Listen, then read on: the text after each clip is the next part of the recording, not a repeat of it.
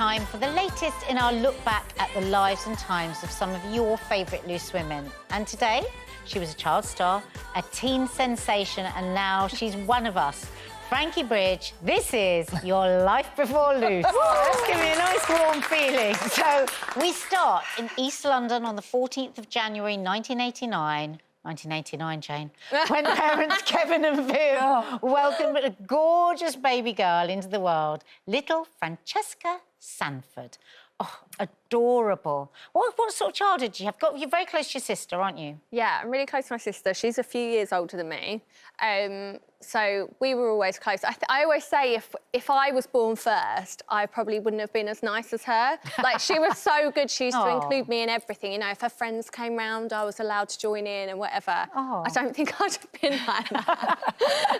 But yeah, I had, you know, a really nice upbringing. You know, my parents were always really busy working. They were both at home. It was quite like an equal household. My nan and granddad used to look after us a lot, who I loved. They were a really big influence on our lives when I was growing up. So yeah, like all before S Club Junior, it's just a very normal, whatever that is these days, upbringing, I suppose. It's interesting, because so you were saying there about your sister including you and stuff, so that obviously made you quite confident. So were you quite sort of into the whole entertaining everybody from a young age? Oh, God, yeah. My family have got videos of me dancing around the living room. So my sister and all our family friends used to go and watch Take That, like, at Wembley and stuff like that, and I was never old enough to go. So they'd always bring home the VHS of the, you know, you could buy it at the end, and they'd bring it home and I'd put it on and turn off all the lights, and I had this, like, you know, those echoey microphones. And literally, when I watched back the videos, I'm like, I was so small when I was rolling around the floor, jumping off the sofa, you know, like, really. It's meant to loved be. It, yeah. So at 7, you started proper dance classes and singing, and then at 9, you auditioned for Weekend Stage School, and you got in. And then what next? So, yeah, it was kind of like I just went to a local dance school from the age of 3 with my sister, and she was kind of there because her mates were there, and I took it quite seriously. I really loved it. And it wasn't until my dance teacher said to my mum and dad, we really think you should send her to a stage school. My mum and dad were like, really? Like, she can't even sing, can she? Like, didn't even know anything. And they were like, do you want to go? And I said, I'd actually really love to go. And we were talking about, you know, Sylvia Young, Italia, the big ones in London. And they said, well, it's really expensive, so why don't you try out for the local one, like you said, that's just like one day at the weekend. And if you like that, when you're old enough to go to secondary school, we'll send you to audition for one of the ones in London. But you know, unbeknown to us, I ended up going for an audition, and at 12 got into S Club Junior, so I never ended up going. And you were actually in a programme, a whole documentary, weren't you, called S Club The Search, which was the search to put this group together. I think we got a little clip. Oh, God. I should know, 'cause I loved and lost the day I let you go. The T-shirt says it all. Yeah, the T-shirt. And the thing is, you didn't actually know that was audition for a group. Oh, look, is this you getting chosen? Look. Yeah. So that's Rochelle Humes next to me That's Rochelle. And that's my mum and her mum in the background. And you can see them jumping on each other. I'm excited that you got chosen. Like, Rochelle's mum and my mum are like, oh, they both got in. Oh, amazing. So then what happened next? Oh, God, I don't even know. So, yeah, we literally, on a whim, convinced our parents the night before the auditions to let us go, because it had been on TV. And we were like, oh, should we just give it a go? So we ended up getting through to the final. And once we got through, Simon Fuller, who created, like, the Spice Girls and S Club 7, came out and said, actually, the audition was to perform one night at Wembley Arena with S Club 7.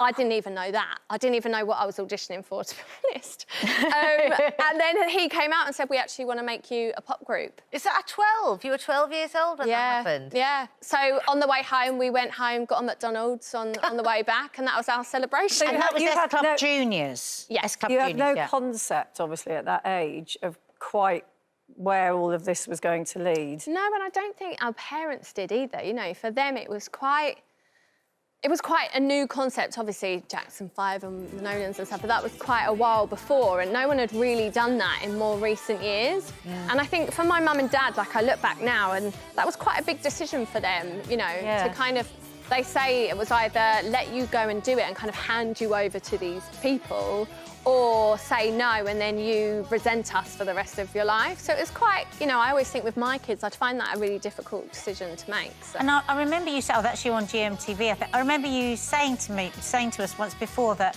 it was, you actually had an incredibly good time because there was no social media. Yeah. You didn't really have the pressure. No, I had no idea, and this is what I always say, and this was like the biggest adjustment going from S Club Juniors to the Saturdays was that there was no social media, there was no online tabloids, and people weren't actually really allowed to write about us because we were so young.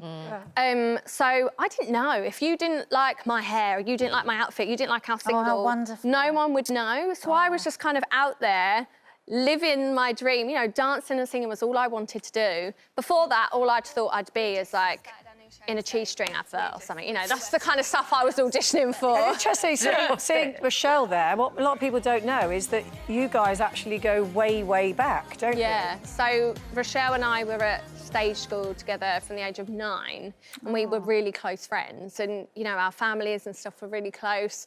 And like I said, the day before the audition, she was a bit like, oh, are you going?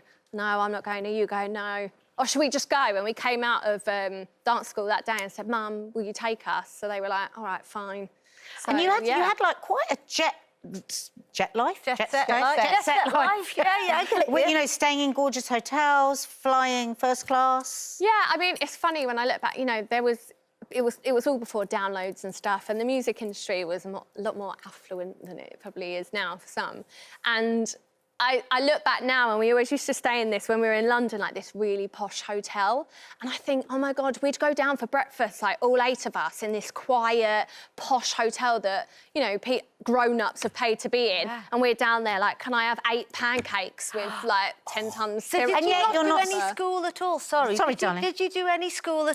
You must have had tutors, right? Yeah, so we had tutors, so we were legally had to do 15 hours a week. You know, sometimes we'd do more. So we'd do things like get up for SMTV in the morning at like, I don't know, early hours in the morning, and then come back and sit down and do our schoolwork. So, like you said, Nadia, I just had... No, but I was surrounded by such lovely people. Yeah. Like, they kept our team the same from beginning to end. Yeah. I'm still friends with all of them. And everyone looked out for us. But when that stopped, I think then you went and got a job in a shop, didn't you? Yeah. That must have felt so weird to go from, as you say, that jet set lifestyle